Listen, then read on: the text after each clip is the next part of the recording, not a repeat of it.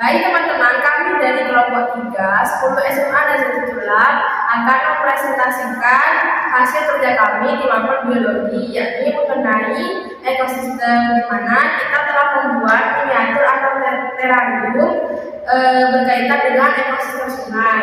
Nah, jadi dari beberapa macam jenis ekosistem yang kita kenal di bumi, salah satunya ada ekosistem sungai, teman-teman. Ekosistem sungai ini adalah salah satu jenis ekosistem air.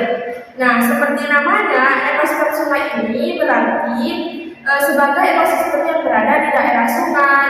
Nah, ekosistem sungai ini berarti segala sesuatu bentuk hubungan, interaksi, atau hubungan timbal balik yang ada di daerah sekitar sungai. Nah, ekosistem sungai ini meliputi apa saja, teman-teman? Nah, jadi meliputi dari hulu sungai, badan sungai, hilir sungai, bahkan muara sungai. Nah, ekosistem sungai ini adalah salah satu jenis ekosistem air tawar. Di Indonesia sendiri, hampir di semua pulau yang Indonesia miliki itu memiliki ekosistem sungai. Jadi, kalau teman-teman ketahui apa saja karakteristik utama di ekosistem sungai, yang pertama, adanya air yang mengalir secara terus-menerus dari hulu sungai hingga hilir sungai.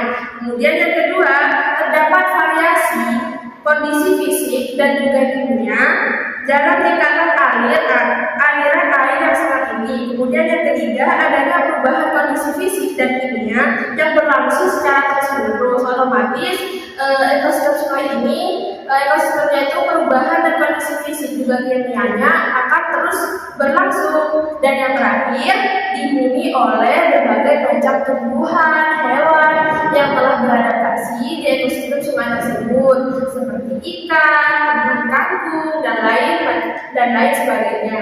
Kemudian teman-teman pengen tahu nggak nih apa saja yang ada di sungai? Nah, jadi salah satunya di sini akan dijelaskan oleh Kak Ainur. Silakan Kak Ainur untuk menjelaskan.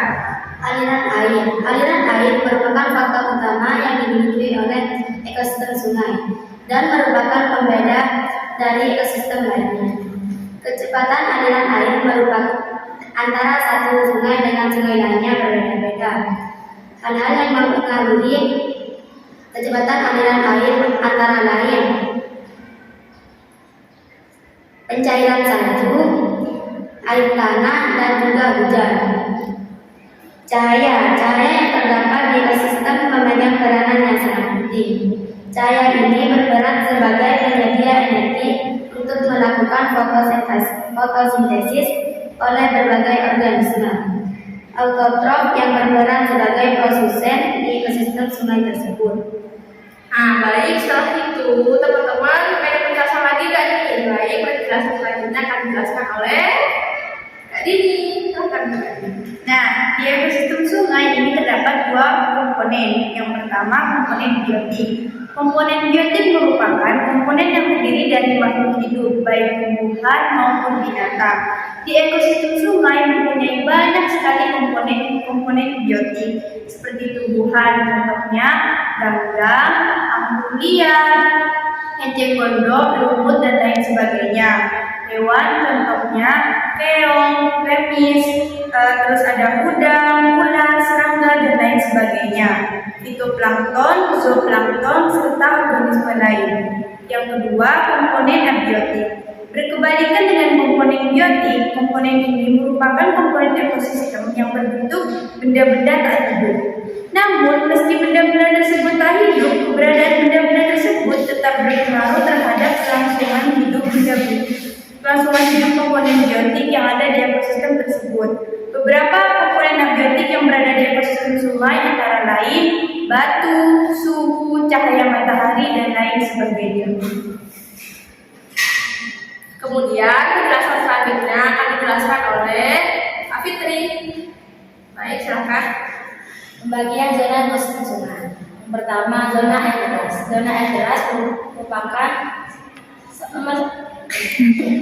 setelah pertama ada di ekosistem sungai dengan zona air deras. Biasanya zona ini merupakan sungai yang tinggi dangkal. Pada zona ini kita akan mendapati aliran sungai deras atau tinggi. Biasanya sungai ini berada di bagian ujung sungai dan tempatnya berhubungan. Aliran sungai yang deras ini mengakibatkan bagian dasar sungai menjadi bersih dari endapan serta materi menjadi yang bersih. Yang kedua adalah zona aliran tenang. Zona kedua yang terdapat dalam ekosistem sungai adalah zona aliran tenang. Berbeda dengan zona yang pertama, zona ini merupakan zona yang sedikit lebih dalam dan arus sungai tidak terlalu tinggi. Seperti zona yang pertama. Zona ini biasanya berada di wilayah yang padat. Zona ini kita juga akan menemukan lumpur dan juga bahan dapat lainnya yang ada di dasar sungai. Baik, nah teman-teman kan sekarang sudah mulai paham nih.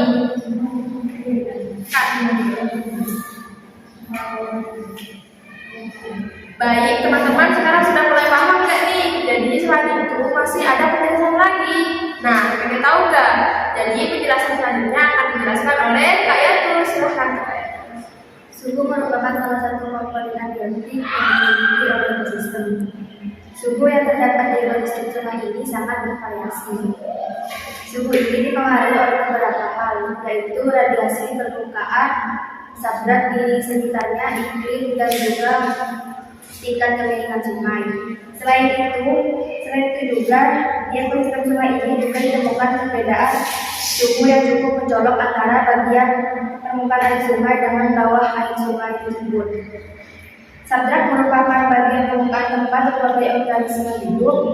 Kondisi sabrak dalam kondisi ekosistem ini umumnya tidak permanen. Dan bakteri dalam ekosistem sungai ini, bakteri hadir dalam jumlah yang sangat banyak sehingga proses daur ulang energi dapat berlangsung dengan lancar. Nah, selain itu ada penjelasan nih yang terakhir dari Kak Husnul. Silahkan. Manfaat ekosistem sungai itu ada 6 teman-teman. Yang pertama, sumber air tawar. Yang kedua, bottom-line dalam siklus teknologi yang ada di bumi. Yang ketiga, ekosistem sungai yang bersamaan dengan ekosistem estuari merupakan tempat yang mudah dan murah untuk membuang limbah yang bersifat harian. Yang keempat, sebagai tempat hidup bagi banyak makhluk hidup yang ada di bumi, khususnya binatang-binatang air yang ada di bumi dan tanaman-tanaman yang hidup di air. Yang kelima, bisa digunakan sebagai tempat budidaya tanaman sehingga dapat menghasilkan nilai ekonomis bagi warga masyarakat yang berada di sekitar sungai tersebut. Yang keenam, sebagai tempat penghasil anak-anak dan juga keluarga. Nah, sekarang sudah presentasi dari kami. Jadi semoga presentasi yang kita sampaikan ini bermanfaat dan menambah wawasan bagi teman-teman yang ingin mengetahui tentang ekosistem sungai. Nah, sekian dari kami. Kurang lebihnya mohon maaf. Wassalamualaikum warahmatullahi wabarakatuh.